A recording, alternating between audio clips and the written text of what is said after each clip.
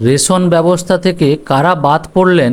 বর্তমানে কিন্তু lakh lakh ration card বাতিল করা হচ্ছে সরকারের তরফ থেকে। আপনাকে জেনে নিতে হবে যে আপনি এই নতুন নিয়মের মধ্যে পড়ছেন কিনা। এতদিন পর্যন্ত যে রেশন ব্যবস্থা চালু ছিল, সেই রেশন ব্যবস্থায় রাজ্যের প্রায় 80 থেকে 85% মানুষ কিন্তু বিনামূল্যে চাল গম পেতেন, কিন্তু সেই সবই বদলে যেতে চলেছে। এখন বর্তমানে নতুন বিজ্ঞপ্তি প্রকাশ করা হয়েছে রাজ্য সরকারের খাদ্য ও সরবরাহ বিভাগ থেকে। বর্তমানে একটি বিজ্ঞপ্তি জারি করা হয়েছে, সেখানে কিন্তু পরিষ্কারভাবে বলে দেওয়া হয়েছে যে কি কি থাকলে আপনার নাম কিন্তু রেশন কার্ড থেকে বাদ যেতে পারে। এই নির্দেশিকাটি কিন্তু সরকারের তরফ থেকে দুটি ভাগে ভাগ করা হয়েছে, অর্থাৎ একটি হচ্ছে শহরাঞ্চলের জন্য এবং অপরটি হচ্ছে গ্রামীণ এলাকার জন্য। শহরাঞ্চল ও গ্রামীণ এলাকার জন্য দুটো পৃথক পৃথক শর্ত কিন্তু এখানে রাখা হয়েছে। তো নির্দেশিকাটি আপনাদের সুবিধার্থে সম্পূর্ণ বাংলায় আমি নিয়ে এসেছি, প্রতিটি পয়েন্ট ধরে আলোচনা করব। এর জন্য ভিডিওটিকে সম্পূর্ণ শেষ পর্যন্ত দেখতে হবে। প্রথমে চলে আসি শহরের মানদণ্ড কি কি আছে।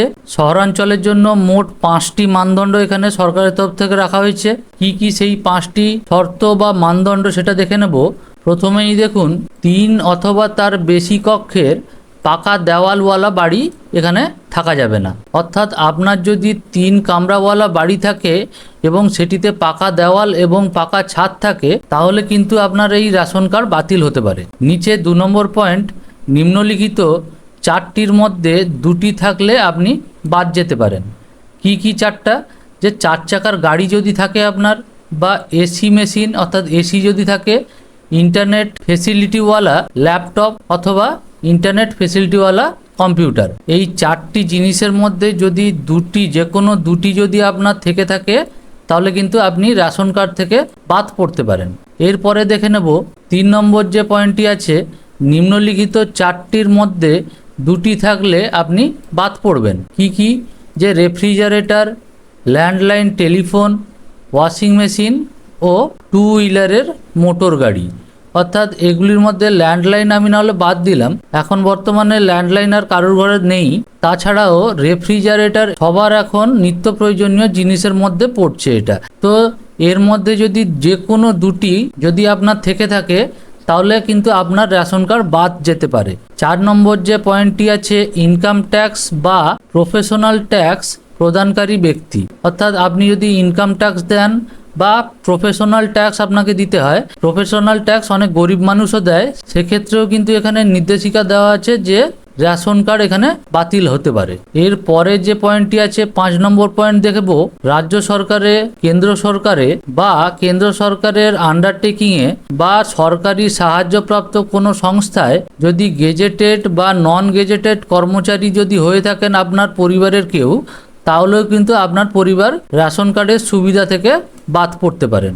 এরপরে চলে আসব গ্রামীণ এলাকার কি কি মানদণ্ড বা শর্ত আছে।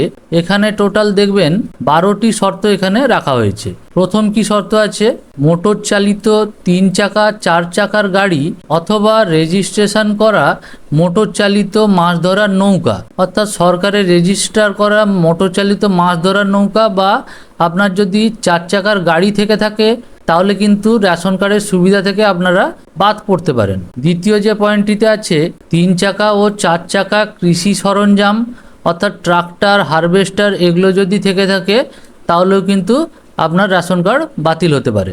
3 নম্বর পয়েন্ট দেখে নেব, কিষাণ ক্রেডিট কার্ড থাকে 50,000 টাকা বা তার বেশি।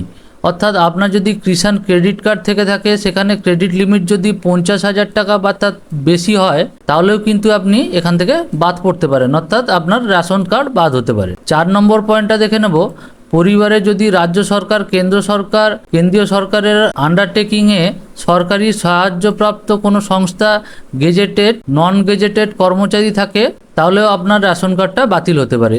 অর্থাৎ শহরাঞ্চলের মতো গ্রামাঞ্চলেও যদি আপনার পরিবারে কোনো সদস্য রাজ্য সরকার বা কেন্দ্র সরকার বা সরকারের আন্ডারটেকিং বা সরকারি সাহায্যপ্রাপ্ত কোনো সংস্থায় গেজেটেড বা নন গেজেটেড, কথার অর্থই হচ্ছে যে কোনো কর্মী বা কর্মচারী কিন্তু এই প্রকল্প থেকে বাদ পড়বে।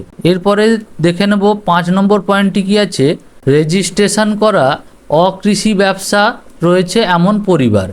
অর্থাৎ রেজিস্ট্রেশন করা কৃষিকাজ হতে হবে এমন কোনো মানে নেই। সরকারের কাছে রেজিস্ট্রেশন করা যে কোনো ব্যবসায়ী যদি আপনার থেকে থাকে, অর্থাৎ মুদির দোকান আছে, পোলট্রি ফার্ম আছে, আপনি ট্রেলারিংয়ের ব্যবসা করেন অর্থাৎ দর্জির ব্যবসা করেন, এছাড়াও যদি রাইস মিল আছে বা ছোটোখাটো কারখানা যদি আছে, তাহলেও কিন্তু আপনার রেশন কার্ড বাতিল হতে পারে। এছাড়াও পরিবারের মোট আয় মাসে 15,000 টাকার বেশি। সব থেকে খারাপ লেগেছে এই পয়েন্টটাই যে পরিবারের মোট আয় যদি 15,000 টাকার বেশি হয়, আপনার রেশন কার্ডটি বাতিল হতে পারে। তো এখনকার দিনে 15,000 টাকা পারিবারিক ইনকাম এরকম যদি কোনো পরিবার থেকে থাকে, তাহলে সেই পরিবারও তো কিন্তু দারিদ্র্য সীমার নিচেই অবস্থান করছে। তো তাকেও যদি বাদ দিয়ে দেওয়া হয়, তো কাকে আর রেশন কার্ড দেওয়া হবে। তো যাই হোক, নেক্সট পয়েন্টে চলে আসি।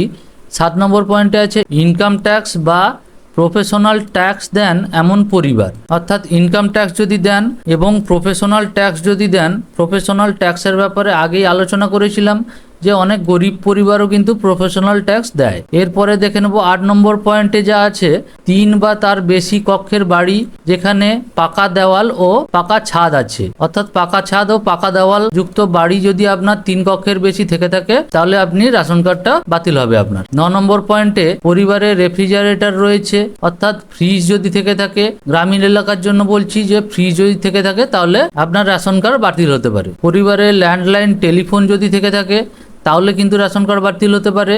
এরপরে 11 নম্বর পয়েন্টে 2.5 একর বা তার বেশি সেচযুক্ত জমি যেখানে কমপক্ষে একটি সেচ সরঞ্জাম রয়েছে, অর্থাৎ আপনার যদি 2.5 একরের বেশি জমি থাকে এবং সেখানে যদি সেচের যে সরঞ্জাম সেটা যদি থাকে, তাহলে কিন্তু আপনার রেশন কার্ড বাতিল হতে পারে। সর্বশেষ এবং লাস্ট যে পয়েন্টটা আছে 12 নম্বর পয়েন্ট, 5 একর বা তার বেশি জমি যেখানে 2 বা তার বেশি ফসল চক্র রয়েছে, সেরকম যদি আপনার থেকে থাকে, অর্থাৎ 5 একর বা তার বেশি জমি যদি থেকে থাকে, তাহলেও কিন্তু আপনার রেশন কার্ডটা কিন্তু বাতিল হয়ে যেতে পারে। তো পুরো ভিডিওতে গ্রামাঞ্চল ও শহরাঞ্চলের সবকটা শর্ত নিয়ে আমি এই ভিডিওতে আলোচনা করলাম, যে শর্তগুলি থাকলে আপনার রেশন কার্ডটি বাতিল হবে। চ্যানেলে নতুন হয়ে থাকলে চ্যানেলটিকে সাবস্ক্রাইব করবেন ও পাশে থাকা বেল আইকনটি আপনারা প্রেস করে রাখবেন।